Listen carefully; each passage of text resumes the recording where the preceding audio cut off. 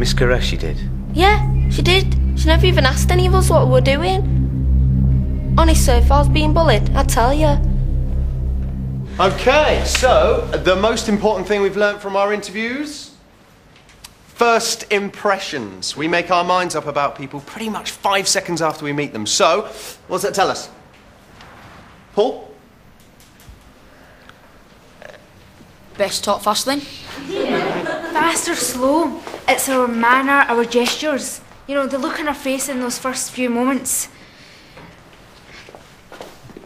Right, okay. Bolton, pretend Miss Qureshi is someone you've never met before, okay? When she walks in the room, show us how you greet her.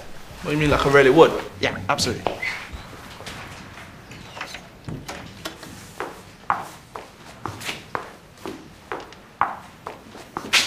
Yes, yes. You all right? What you saying? No, hang on, guys. That wasn't bad. It was open, friendly, confident. Now, pretend this woman was the mother of someone that you're going out with, or someone that you've never met before, but you really want to impress. You'd adapt your style, wouldn't you? Make it less excitable, a bit more formal. Paul? Go on.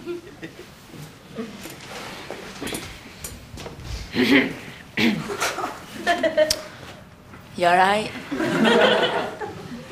Yeah, brief to the point, certainly. Right, why don't Miss Qureshi and I show you what we mean? Okay, eye contact. I look the person I'm meeting in the eye, I extend my hand. Good morning, I'm Matt Wilding, how nice to meet you. Good morning, Matt. Firm grasp, we shake once, none of this, yeah? All right, and then we let go. Right, you want to give it a crack? Come on. Come on, let me go. Michaela, why don't you shake hands with Miss Qureshi?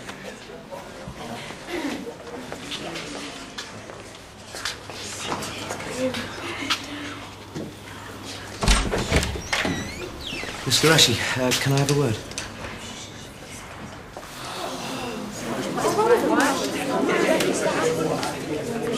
See that, sir? All right, settle down. Well, I hope you don't believe him. No, but he did say he saw you throw her against a car. I had to drag her off him. She was beating him up. Everybody knows Michaela's a bully. It's a good job I didn't slap her one. Look, is there any way it could have just been kids messing about? She was forcing his arm through the car window and smacking him around the head. I thought we took bullying seriously in this place. Yes, of course we take it seriously. It's just that Shane's pretty sure that they were just having a laugh. No, it was bullying.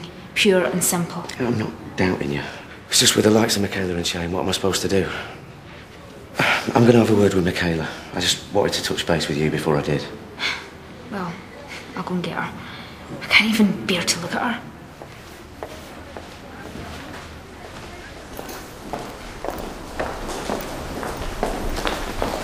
Morning, Mr. Hordley. Stuart.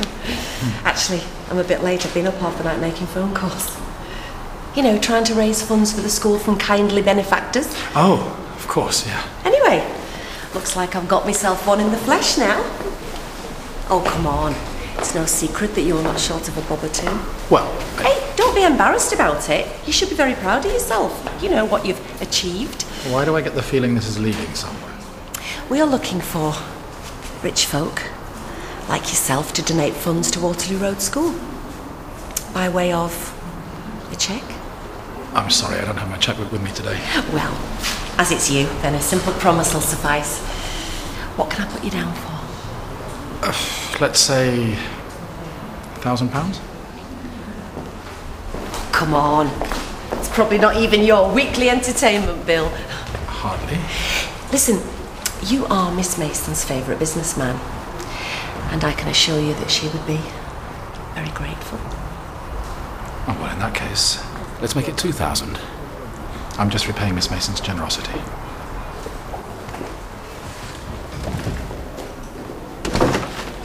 Funny how great minds think alike. Well, you wanted to see me, and I wanted to see you. Yes, well, here we are. You go first, then.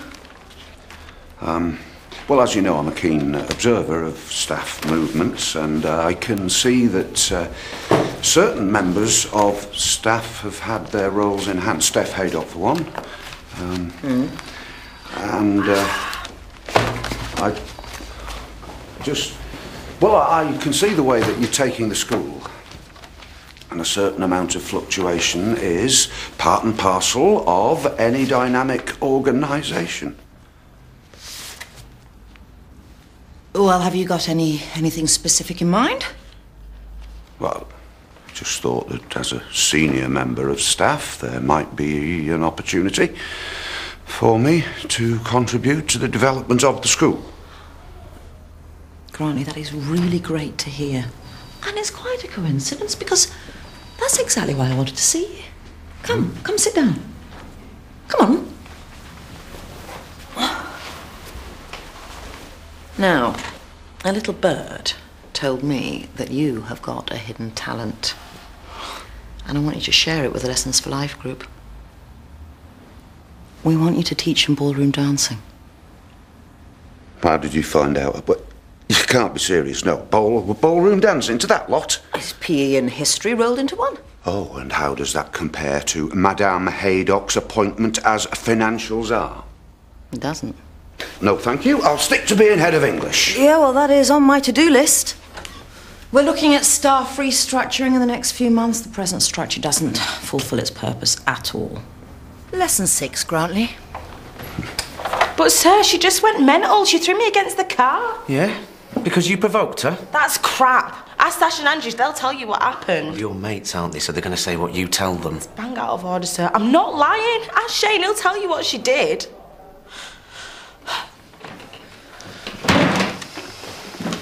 You might want to wipe those tears. And that innocent smirk off your face. Now get. Let me deal with this.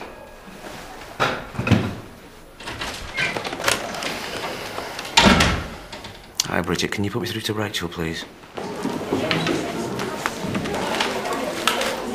Sir, this fraction, the decimal equivalent is 1.52 to 3 significant figures. And? Well, that's just it. It's outrageous. Just another one of your irritating wind-ups, Brett. The numerator is the CO2 emissions from your car in kilos per year. The denominator is the average household emissions over the same period. Your car emits 1.52 times as much as the average UK household. Can we discuss this another time, please? Do you know there's not one teacher here who comes to school on a bike? Yeah, because if they did, they'd get nicked. Anyway, you're a fine one to talk, Jeep boy. Point taken. But my car comes off the road today. Forever. What about you?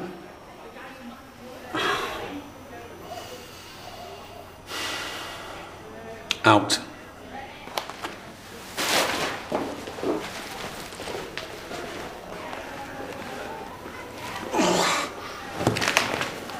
Tom, I think you did exactly the right thing. Well, why didn't you let me have a word with her? No, I'm sure she was overreacting. Tom, gotta go. Yeah. Who's done what to you? Cocky little sod, showing off to Mika Granger. Brett Aspinall.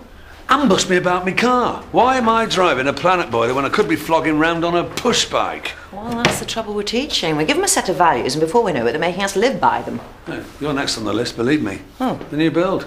Make sure it's a green Paragon or they'll have you. That's £2,000 in the kitty, thanks to Stuart Hordley. 2,000? That's very generous. Well, I had to work me magic on him, of course, but that's what you'd expect from a finance director, even one who doesn't have her own office. Who so far has cost more than she's made. It takes a little time to make contacts, Rachel. Talking of which, any word from Claude? Oh, that's why I'm so bleary-eyed. I was on the phone to him last night for over an hour. So if we get a penny for every minute you spend talking to him, we could double everybody's wages. I can't raise money for these capital projects of yours without speaking to people. Well, well, well.